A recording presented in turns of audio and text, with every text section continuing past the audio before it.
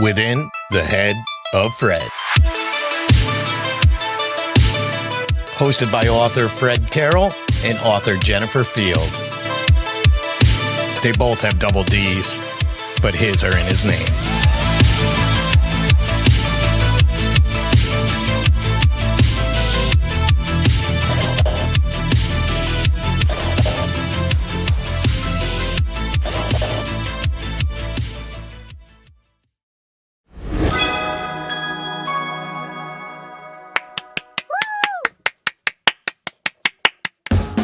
The Jeff Dwoskin Show presents Crossing the Streams with host Jeff Dwoskin, Bob Phillips, Ron Lippett, Howard Rosner, Sal D'Amelio, and Zach Wiseman, and today's special guest. Thank you for joining us as we talk about what we are streaming. Right here on Crossing the Streams.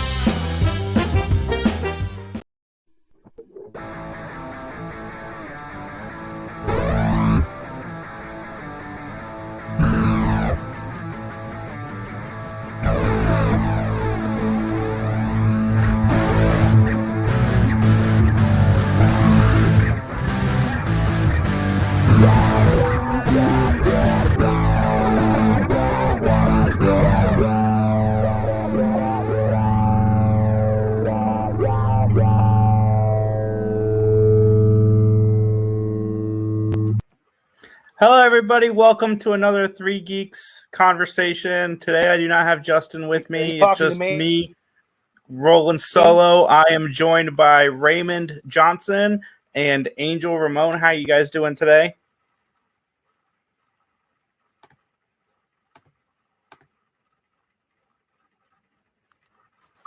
Nope. Yeah, I'm doing well. Thank you. How are you doing, Ray?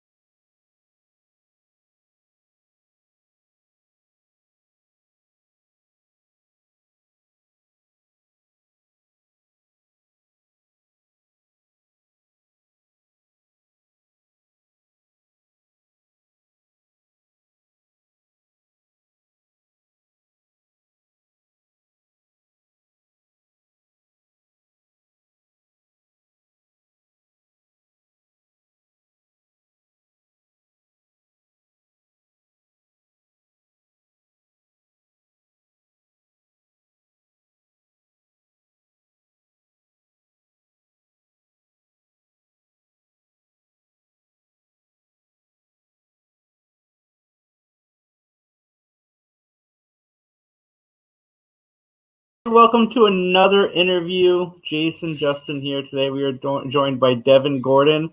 So here to talk about her career in music so far and looking forward to it. Where are you from? I'm from Connecticut. Nice.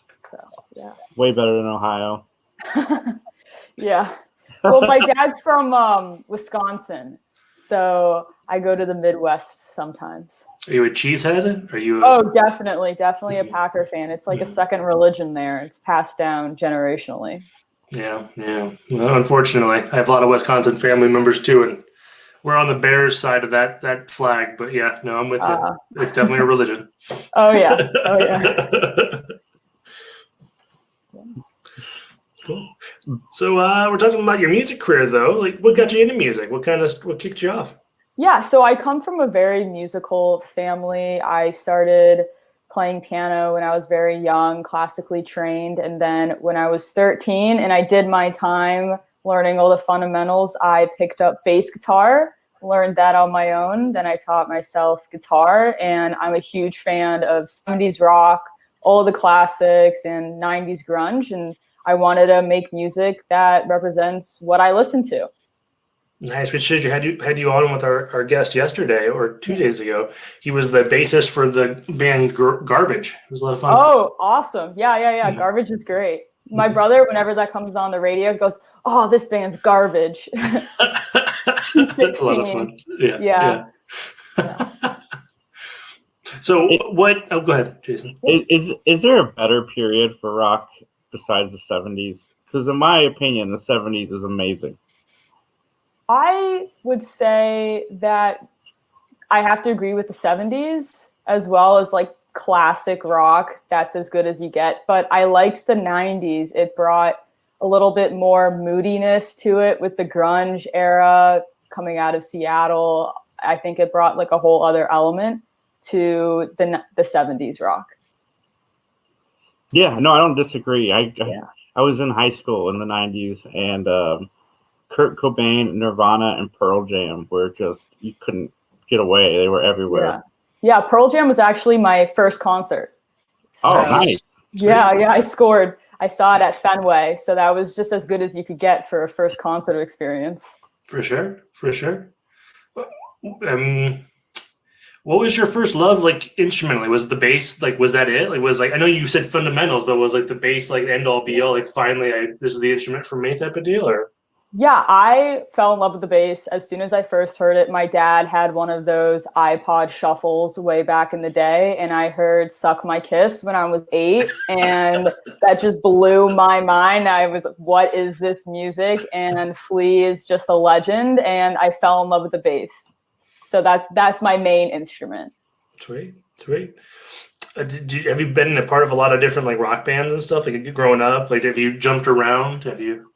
Yeah, I did actually School of Rock in high school. Nice. I don't know if you're familiar with that. I did School of Rock, and then I was in a more blues rock band with some friends. We were our school's talent show for the seniors, which was nice. It was in this huge auditorium, and it was good to perform for a lot of people. And in high school, I would just jam with some friends after class as well. So it wasn't an official band, just a lot of jamming with some friends. What are your top 5 bands of all time?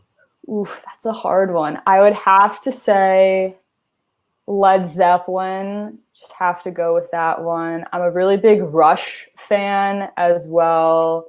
Nirvana, Pearl Jam, Stone Temple Pilots. Think I maxed out there, but not a bad lineup. Not at all. Are you a Velvet Revolver fan? I love those when I was a kid. Yeah. Yeah. It was great to hear Slash on that as well. It's interesting because sometimes those big super bands sometimes don't work out. And I think Velvet Revolver is a great example of the ones that do. Yeah, them and Audioslave. I loved Audioslave. Yeah, I'm also a big Rage Against the Machine fan. So you're in college now. How has that been for you? You're in the Pruitt Institute, or Pratt? I'm sorry, it's the Pratt Institute. Yeah. How has that been? Have you Good. It's an art school in Brooklyn, so I'm studying to be a fine artist as well as a musician, and it's been going great. Having to study at home has had its challenges, but I'm super grateful to be able to work at home, have Zoom, and stay in contact with my teachers. So next year I'm going to be a senior. So it's just going to be working on my senior thesis show. Have you thought working from home, basically, has that stunted anything with your learning? And I only ask that because I have a friend that's a choir teacher in high school, and he's like, I basically threw this year away. Like, he basically just felt like he didn't get as much progression as he thought he would get from his students. I think it's interesting because I've been able to do a lot more exploration on my own, because I usually have 6-hour studio classes. And if it's in person, I'll be in the studio for 6 hours. But since classes are mainly just critiques that last for 2 hours maximum, I have a lot more time to explore things on my own and be a little bit more experimental. So that's been a plus side. But I'll have teachers say they think this piece is super big or super small. And since you're looking at it the same size on Zoom, it's really hard to get a feel for the scale and the actual texture. And I think that being able to see art in person is super important. And that's why I love going to galleries and museums when I have the chance. But I am just super grateful to be able to still go to college, still make my art, and have some sort of education.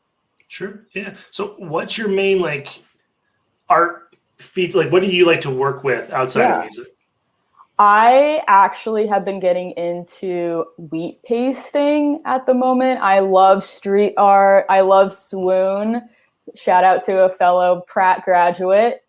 She's been a huge inspiration of mine. So I've just been going around my town. We have a lot of train stations that aren't being used, and it comes down. So it's what is swooning though? Help the ignorant. Swoon? Yeah. So Swoon is an artist, and so she does wheat paste, where you would draw on a piece of paper or print it out, and then you would have a flour water mixture, and you'd use to put that up on the street, so it's less permanent than spray painting.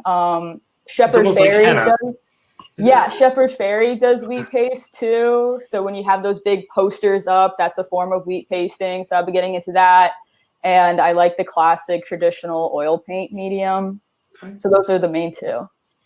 So when you're walking around town, where do you that'd be a good place for my wheat paste? So I just do the train stations because I don't want to get too much into the whole dispute of private, public property. That's a huge debate, especially in the street art world. So I try to walk it as finely as possible, or as you can. So I try to do places that aren't being utilized, doing a medium that will be taken down, super careful, super considerate of property ownership. But when I'm painting on canvases, it's my canvas, so I can do whatever I want to it. Sure. That's awesome. Fantastic. It says here that you've been writing music since you were 10. Yeah, so I started off classically trained, as I mentioned before. And so I was doing a lot more cinematic film score type of music just on the piano. And so really when I got my bass guitar when I was 13, then I transitioned to doing more rock type of songs. But I love Trent Reznor, Nine Inch Nails, the Ghost albums. So having that atmospheric cinematic quality as well to music was something that I really liked. So when you're creating your movie scores, were you watching a specific movie? Do you have one that you're like, this one I'm writing a score for? Well, it wasn't necessarily for a particular movie. It was just everyone told me that they could see it in a movie or it gave off a cinematic feeling. So that's why I categorized it as cinematic. So, but I'm a really big fan of The Princess Bride, Monty Python. Those are my favorite movies. So it wasn't in that type of realm of cinema, but it was more romantic, more emotional in terms of what movie I think it would. Where would it fit? Okay. Yeah. Cool. Well, tell us about collaborating with Stephen Perkins. Yeah. So he's actually a really good friend of my mom's from high school. And when I had the EP, it was, since I'm playing everything on it, I'm singing, but I'm not a drummer. So we had programmed drums in it. And my mom said it would just take this to the next level. Let me reach out to Stephen Perkins. And it was like they hadn't spoken in a while, but they reconnected. It was like no time had passed, and he did his drum tracks on it, and it just took it to this whole other level. It just completely elevated the whole EP. So yeah. Oh yeah, that's awesome. What's it like creating an EP? Like, how does that feel? Like, that sounds cool, right? Yeah, it's definitely a super big accomplishment, and I love that I have a drum legend like Stephen Perkins from a genre that I absolutely love, and that I'm trying to have my sound in the same ballpark as, put his stamp on it too. So I felt that legitimized it a little bit, and it was super great to get his feedback on it and have his sound on it. And I'm just happy with the EP, how it turned out. I've been doing this for a while, and all my friends were saying, when are you going to put music out? When are you going to be on Spotify? So now I can finally say May 7th, I'll have my first single out. That's awesome. That's fantastic. What does it feel like though when you're making an album and you're doing most of the music for it yourself? I think it provides a more intimate connection with my music, because I know, besides the drums, all the harmonies, all the bass lines, all the guitar lines. So I think I really know my songs inside and out. And I'll usually start by figuring out the bass line, and then I'll do, bless you, and then I'll do the chords on top of that, and then the lyrics that fit the vibe of the song. That's awesome. That's awesome. Yeah, that's what Dave Grohl did with Foo Fighters the first time out. Yeah. Talk about an absolute legend. He can play everything. He's incredible. Sure is. So, any thoughts doing a music video? Or any type of thing someone making like songs on like music video? I would love to do a music video, just with Corona and everything, and having my friends vaccinated. I have a lot of friends that are in New York City, but since I'm still in Connecticut, I think figuring out logistics with everyone getting vaccinated and everything would be a little too hard. So I'm trying to figure out what I could do from home. But I think having a visual element as well with my music would be great, and I would love to work on it. That would be sweet. There's been some cool stuff through like Zoom types of things. If you ever thought about it, have you ever thought about like doing like Twitch, like streaming and stuff? A lot of musicians are doing that. Have you ever thought about doing that? Yeah, definitely. I actually also run a magazine in New York called Noise Art Magazine, where I interview college artists and musicians. And then I've been doing gallery and album reviews. So I have done a live stream for the magazine, which was super fun. It was super great to have some sort of collaboration with other musicians and have a faux concert. But I would love to do it for myself as well going forward. Have you, interviewing up and coming musicians, have you ever thought about like creating a band from the people you've interviewed, being like, hey, you're really good, we should work together, right? Yeah, I would love to. I am releasing my songs under the name The Rose, because I wanted a band name, because I feel it gives off having a band vibe, since I'm playing all the different instruments, and I would love to have other people perform with me. So that's why I chose to perform under a band name. I have a lot of people that I've interviewed that go to NYU for music, so I could definitely ask some of them in the future. That'd be sweet. Yeah, for sure.